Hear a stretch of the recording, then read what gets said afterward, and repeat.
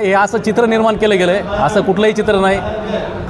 उपनगराध्यक्षपदाच्या निवडीसाठी राष्ट्रवादी काँग्रेस पार्टी, अजित पवार गट म्हणून आम्ही कुणाचा पाठिंबा घेतलेला नाही आणि आम्हाला कुणी दिला असेल तर ते आमच्यापर्यंत काही पत्र नाही. स्वीकृत सदस्यावेळी मात्र असं स्वीकृत सदस्याच्या निवडीवेळी दोन्ही राष्ट्रवादी एकत्र झाले नाही, असं काहीच नाही.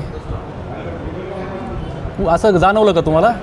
अशी चर्चा आहे की दोन्ही आमदार एकत्र आलेत आणि त्याच्यातूनच या सगळ्या निवडतात. नाही, असं कुठलं मी तुम्हाला स्पष्ट केलं. या ठिकाणी सभागृहामध्ये सुद्धा आमच्या गटनेत्यांनी सुद्धा या ठिकाणी स्पष्ट केलं की आम्ही कुणाचाही पाठिंबा घेतलेला नाही.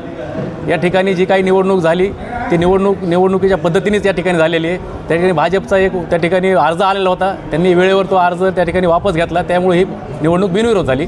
परंतु त्या ठिकाणी त्यांचा अर्जसुद्धा आलेला होता. काय असेल बीडकरांना आव्हान निवडीनंतर? बीडकरांना आम्ही निवडणुकीच्या दरम्यानसुद्धा आव्हान केलं होतं की या ठिकाणी पालकमंत्री म्हणून कधी नाही तर एवढा मोठा राजाश्रय या बीड शहराला उपमुख्यमंत्र्याच्या रूपाने या ठिकाणी लाभलेला आहे.